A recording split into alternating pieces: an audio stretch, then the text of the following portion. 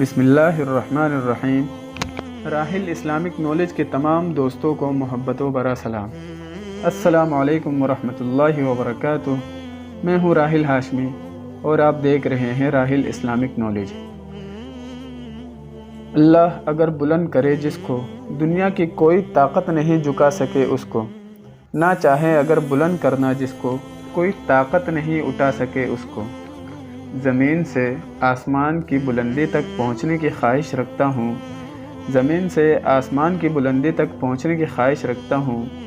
اللہ تعالیٰ کا نام لے کر اپنے لفظوں کا آغاز کرتا ہوں۔ سن 6 ہجری میں حضور اقدس صلی اللہ علیہ وسلم عمرے کے ارادے سے مکہ تشریف لے جا رہے تھے۔ کفار مکہ کو اس کی خبر ہوئی اور اس خبر کو اپنی ذلت سمجھے، اس لیے مزاحمت کی اور حدیبیہ میں آپ کو رکنا پڑا۔ جانثار صحابہ رضی اللہ تعالیٰ عنہ ساتھ تھے جو حضور صلی اللہ علیہ وسلم پر جان قربان کرنا فخر سمجھتے تھے۔ لڑنے کو تیار ہو گئے، مگر حضور اکرم صلی اللہ علیہ وسلم نے مکہ والوں کی خاطر سے لڑنے کا ارادہ نہیں فرمایا اور صلح کی کوشش کی، اور باوجود جو صحابہ رضی اللہ تعالیٰ عنہ کی لڑائی پر مستعدی اور بہادری کی، حضور اکرم صلی اللہ علیہ وسلم نے کفار مکہ کے اس قدر رعایت فرمائی کہ ان کی ہر شرط کو قبول فرما لیا۔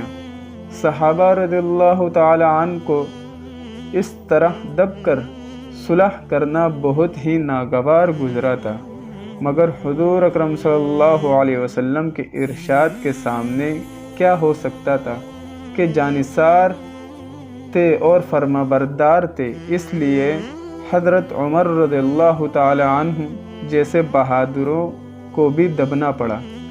صلح میں جو شرطیں طے ہوئی، ان شرطوں میں ایک یہ شرط بھی تھی کہ کافروں میں سے جو شخص اسلام لائے اور ہجرت کرے، مسلمان اس کو مکہ واپس کر دے، اور مسلمانوں میں سے خدا نخواستہ اگر کوئی شخص مرتد ہو کر چلا آئے تو واپس نہ کیا جائے۔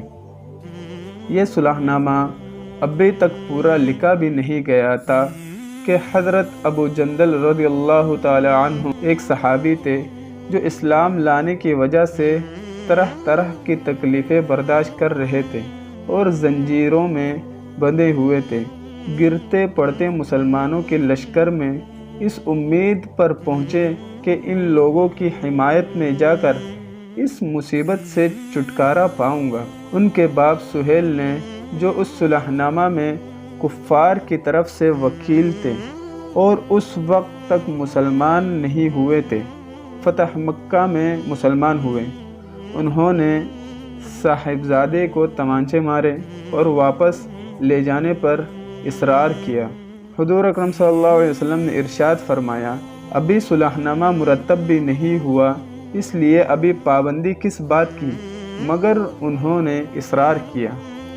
پھر حضور صلی اللہ علیہ وسلم نے فرمایا کہ ایک آدمی مجھے مانگا ہی دے دو، مگر وہ لوگ ضد پر تھے، نہ مانا۔ ابو جندل رضی اللہ تعالی عنہم نے مسلمانوں کو پکار کر فریاد بھی کی کہ میں مسلمان ہو کر آیا اور کتنی مصیبتیں اٹھا چکا، اب واپس کیا جا رہا ہوں۔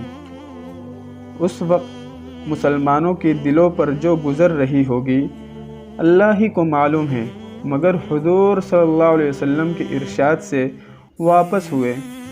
حضور صلی اللہ علیہ وسلم نے تسلی فرمائی اور صبر کرنے کا حکم دیا اور فرمایا کہ عن قریب حق تعالی شانہ تمہارے لیے راستہ نکالیں گے۔ صلح نامہ کے مکمل ہو جانے کے بعد ایک دوسرے صحابی ابو بصیر رضی اللہ تعالی عنہ بھی مسلمان ہو کر مدینہ منورہ پہنچے۔ کفار نے اس کو واپس بلانے کے لیے 2 آدمی بھیجے۔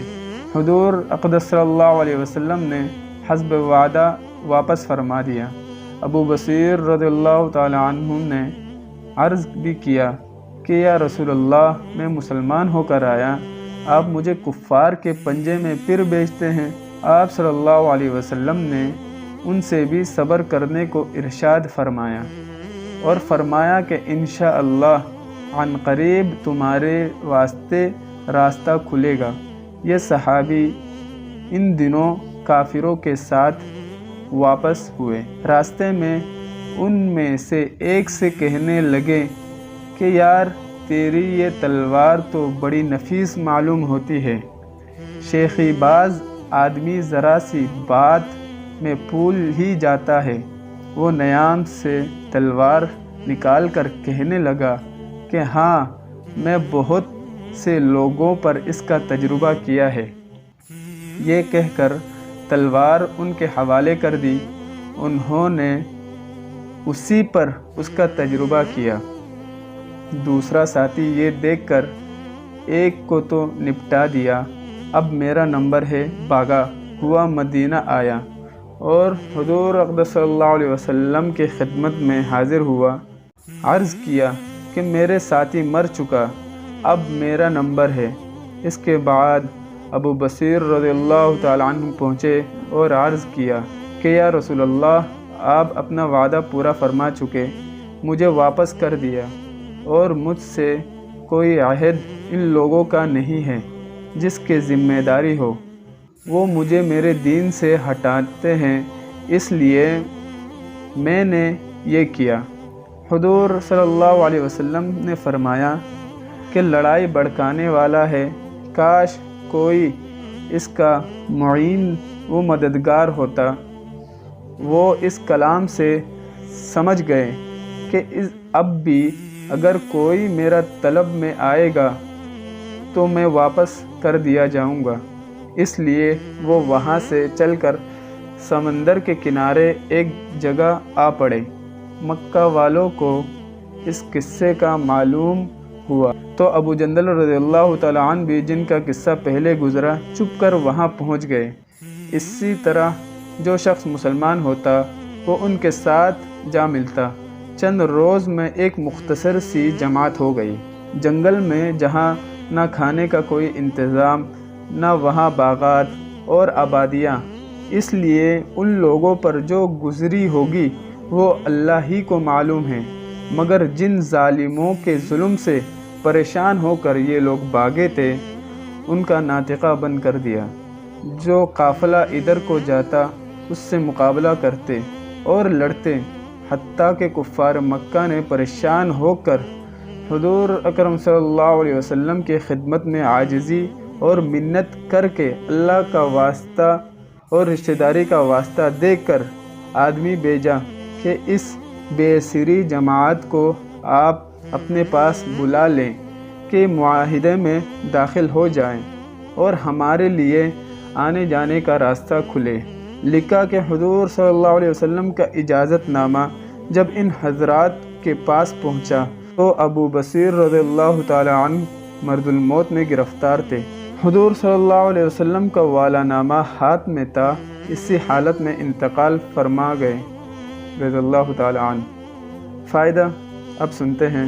اگر آدمی اپنے دین پر پکا ہو، بشرطے کہ دین بھی سچا ہو، تو بڑی سی بڑی طاقت اس کو نہیں ہٹا سکتی، اور مسلمان کی مدد کا تو اللہ کا وعدہ ہے بشرطے کہ وہ مسلمان ہو۔ اگر یہ واقعہ آپ کو اچھا لگا تو ہمارے ویڈیو کو لائک اینڈ سبسکرائب اور شیئر ضرور کیجیے گا۔